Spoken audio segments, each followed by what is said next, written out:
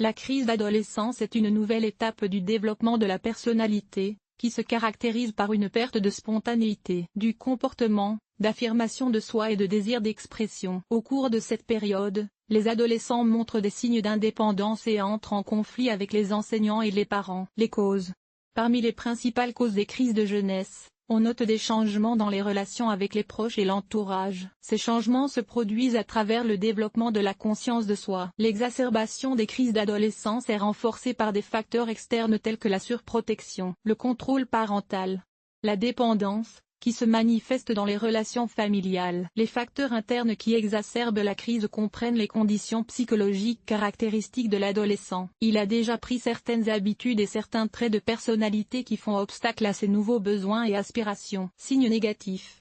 Au début de la crise d'adolescence, dont les premiers signes peuvent apparaître entre 9 et 11 ans, la transition vers de nouvelles formes d'interaction avec les autres commence. Cela se traduit par les changements suivants dans un contexte de développement physique et mental rapide. Les adolescents ont de nouveaux besoins qui ne peuvent être satisfaits en raison d'un manque de maturité sociale. Cela signifie que les adolescents ressentent le besoin d'autonomie et d'indépendance, mais qu'ils ne sont pas encore capables d'agir comme des adultes. Une réévaluation des valeurs est en cours. La communication avec les pairs est privilégiée par rapport aux activités éducatives, ce qui entraîne une baisse des résultats scolaires, et une perte d'importance de l'opinion des adultes. La pensée figurative se transforme en pensée abstraite et fonctionne sur la base de l'expérience personnelle. Il peut y avoir des contradictions entre les nouveaux désirs et les besoins existants. Le développement ultérieur de la crise est caractérisé par la phase de crise aiguë, propre aux adolescents âgés de 13 à 15 ans. Cette phase se manifeste de différentes manières: protestation maximale et caractère catégorique, confrontation et irritabilité, développement de nouveaux modes de pensée, l'émergence de nouvelles opportunités et de nouveaux intérêts. L'adolescent cherche à éliminer complètement le contrôle et l'attention des parents en défendant son point de vue et en prenant conscience des possibilités qui s'offrent à lui dans l'acceptation de ses décisions. Piège dans la relation entre l'adolescent et ses parents. Dans ce cas, l'exacerbation de la crise d'adolescence est facilitée par des situations conflictuelles avec les parents. Nombre d'entre eux sont incapables d'accepter le comportement négatif de leur enfant et ne comprennent pas ce qui est normal à cet âge. Fonctionnement selon le sexe. Les filles et les garçons vieillissent différemment. Les symptômes caractéristiques de la crise d'adolescence apparaissent chez les filles de 10 à 11 ans, avec des signes faiblement exprimés. Chez les garçons,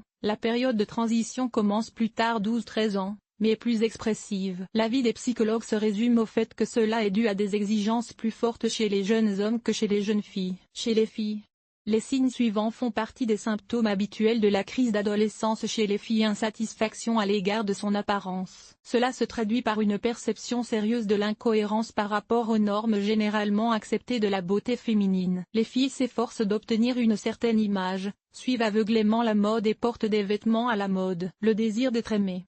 Les filles affichent délibérément une vision anormale de leur monde intérieur et de la valeur de la vie. En même temps, elles se comportent de manière très provocante, s'habillent de manière accrocheuse, se maquillent de manière expressive, et essaient parfois de se teindre les cheveux dans des couleurs très vives. Saute d'humeur. L'instabilité de l'état hormonal se traduit par de l'agressivité, de la colère et de l'irritabilité. Manifestation d'intérêt pour les représentants de la genre masculine. En même temps, les filles qui tombent souvent amoureuses sont enclines à des relations platoniques. Les blessures causées par un amour non partagé sont une condition préalable à l'apparition de complications pendant la période de crise. Parmi celles-ci figurent l'isolement, la dépression et les tendances suicidaires. Les garçons. Les signes caractéristiques de la crise chez les adolescents sont les suivants: manifestations d'agressivité et de colère. L'augmentation du taux de testostérone entraîne un comportement négatif dans la communication avec les adultes et les pairs. Émotions excessives. Les sautes d'humeur irrationnelles sont également associées aux changements hormonaux. L'absence de peur, d'où le désir d'extrême et d'éruption comportementale, parfois associé à des dangers de la vie. Manifestation d'indépendance. L'adolescent tente de résoudre un problème écrasant. Cela s'explique par le désir d'imiter les hommes adultes et de mener des styles de vie similaires, de commettre des actes de grande envergure et de se faire exploiter. L'intérêt pour les aspects de la vie de nature intime se manifeste par une forte attirance pour la sexualité féminine. Le souci de l'apparence.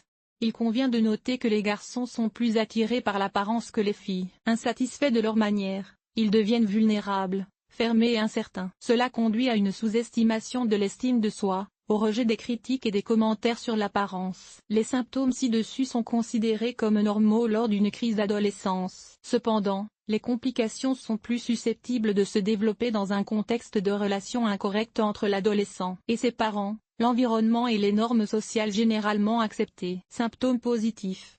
À côté des comportements négatifs, la période de crise de l'adolescence comporte des aspects positifs. L'apparition de symptômes positifs indique l'achèvement de la crise liée à la puberté. Parmi ces symptômes, citons des priorités et des valeurs pleinement formées, détermination des principales orientations du développement futur et des intérêts. Le processus d'adolescence est déjà presque achevé. Le statut social parmi les pairs est déterminé. Les priorités dans les domaines d'intérêt sont renforcées et leur développement se poursuit. Il n'y a pas de limite temporelle claire entre les symptômes négatifs et positifs. La première, phase négative, peut durer plusieurs années. C'est la période pendant laquelle l'ancien système d'intérêt coagule et meurt, et la pulsion mûrit pour la puberté. La seconde, la phase positive, se déroule plus facilement. Elle se caractérise par la formation de nouvelles relations, habitudes et valeurs. Caractérisation des écarts par rapport à la norme. Les complications de la crise d'adolescence, qui se manifestent sous la forme de troubles émotionnels et comportementaux, sont le résultat du manque de soutien des adultes pendant cette période difficile. Les conflits intrafamiliaux ont un impact négatif sur l'état émotionnel des adolescents. Ils débouchent sur une morbidité accompagnée de névroses aiguës, tics nerveux,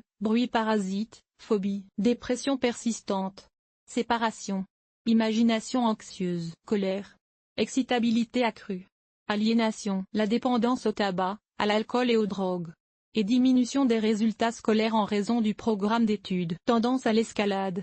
Comportement suicidaire. Des circonstances familiales défavorables, accompagnées de scandales fréquents, expliquent les écarts par rapport à la norme pendant les périodes de crise de l'adolescence. Parallèlement, les filles sont sujettes aux névroses. Chez les garçons, on observe plus fréquemment des crises psychotiques, des impulsions pathologiques ou un désir exagéré d'affirmation de soi et des droits défensifs comparables à ceux des adultes. De toutes les complications mentionnées, le symptôme le plus dangereux est le comportement suicidaire. En même temps, l'adolescent ne cherche presque jamais à mourir, mais à attirer l'attention sur lui. Cela montre qu'il est incapable de faire face à sa situation critique et qu'il appelle littéralement à l'aide. Comment comprendre la fin d'une période difficile? L'approche de l'achèvement logique d'une situation de crise est indiquée par les symptômes positifs caractéristiques de la deuxième phase d'une crise d'adolescence. Ils n'évoluent pas avec la même acuité que les symptômes négatifs. L'atténuation de toute négativité a remplacé le conflit avec une négativité prononcée. Peut-être des comportements différents dans le sens d'un apaisement des relations.